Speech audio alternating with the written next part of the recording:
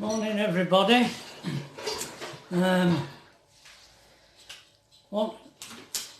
Wanted to tell you about the when we're running the gallery that Pat started, because we had milk and eggs from the Milkround, because I used to sell eggs as well on the Milkround. We utilised that to make things and sell them in the gallery, which was Pat's department, when I can drag her away from doing things. Just trying my hands. we both used to get, I were out at 3:45 in the morning delivering milk, and you used to get up early as well, didn't you? Can we see you? We can. You used to get up early and do the baking, and you used to make all sorts. Pickles, cakes, sausage rolls, buns, Cornish pasties. I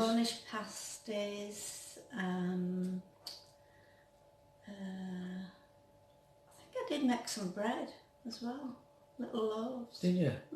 Wow. What else? Jam and lemon tarts.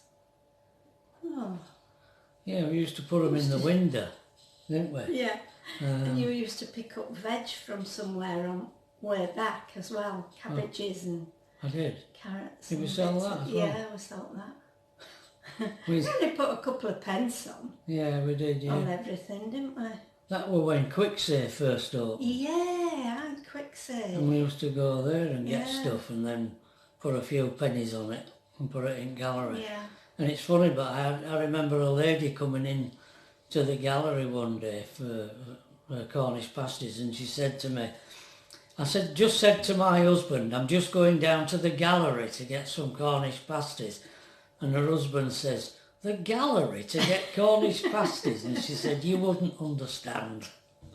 But Pat's Cornish pasties were like full of meat.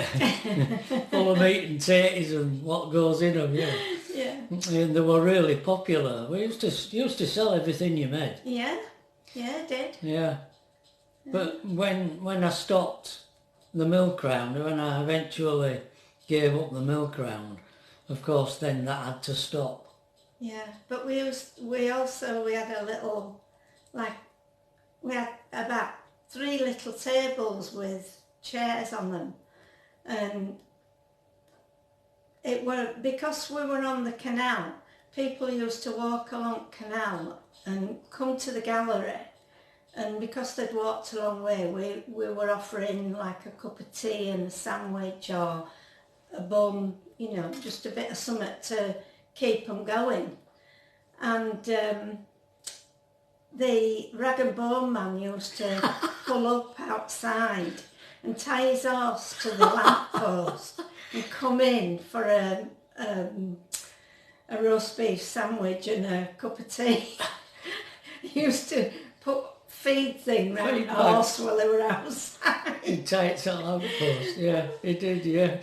Yeah, I remember that. He used to like that, didn't he? Yeah. I mean, we didn't have many people that came for a cuppa, but there was a cafe down in middle at Rodley, and he must have complained to somebody. Because he sent, didn't the elf? The elf man came round, and he took one look and he said, Is this it? I said, yeah. There's maybe 1 or 2 people a week come and want something. It's, want on a big scale or out like that. But this cafe owner must have thought he were a bit threatened. Yeah. Yeah. Yeah. We also used to sell Windsor and Newton. Yeah, we did. Paint supplies. We just had one rack. And the rep used to come, didn't he? It must have been his smallest order. Yeah. Yeah, not a lot, but yeah, look, every little helped. Yeah.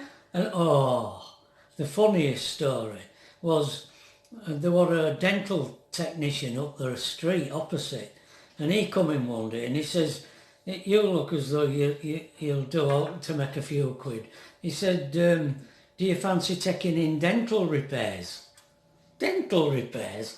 He said, "Yeah." He says, "I'll pick them up on a morning and drop them off at night when I come." Because he had a practice up in Horsforth, and he picked them up on a morning and dropped them back off on a night. And it was amazing, really. We put a sign in the window, and people started dropping off the dentures. And there were funny. Well, there were two funny stories. Well, there were. One day we were out, and someone posted their teeth in a little plastic bag through the letterbox with a note. And we had an Alsatian dog at the time, and it just chewed them up. And I gave these bits of teeth to the dental technician, and he completely made a Yeah, he says, I can deal with that, I can deal with that, don't worry about it. And he did. And down the road was a crane works at that time, a thriving crane works. And the blokes who worked in there used to walk round the canal for a walk on a lunchtime. And one of them came and he said, "You do denture repairs here, don't you?" I says, "Yeah." So he just took his teeth out and dropped them in my hand.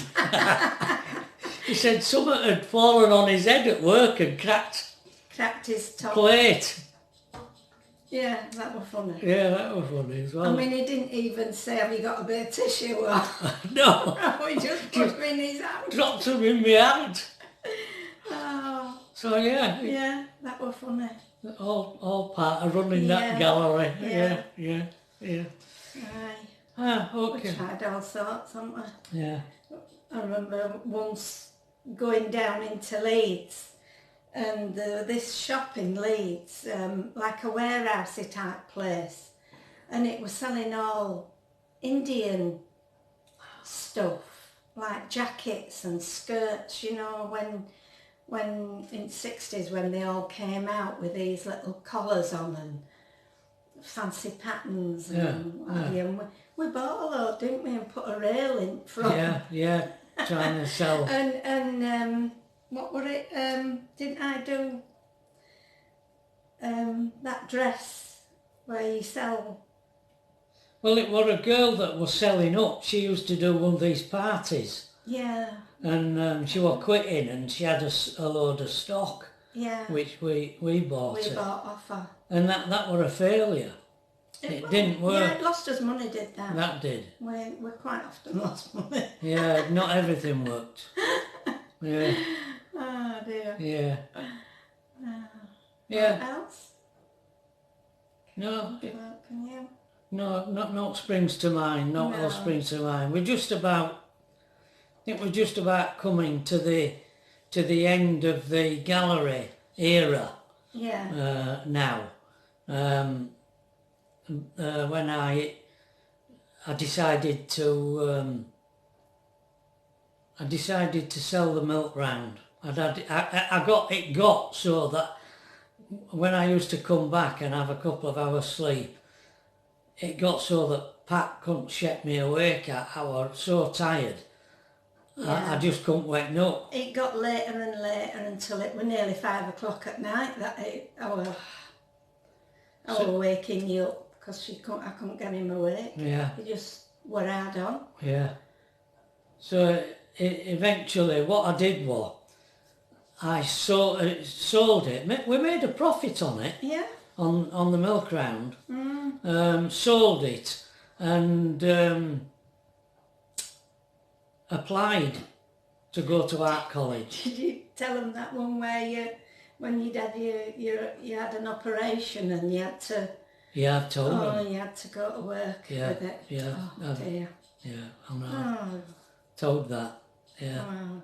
So we're moving into another phase now of art college. Oh yeah. Yeah.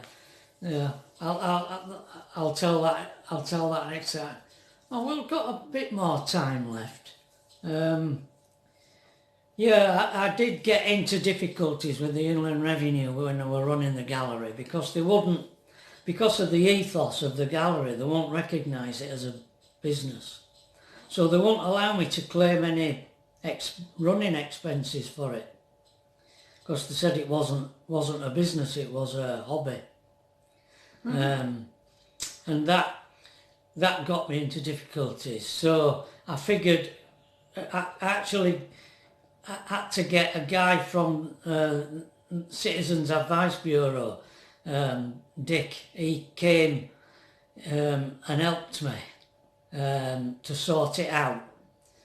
And when I enrolled to go to college, I actually had to use, well, in them days they paid me to go to college. I got a grant. Because you were married and...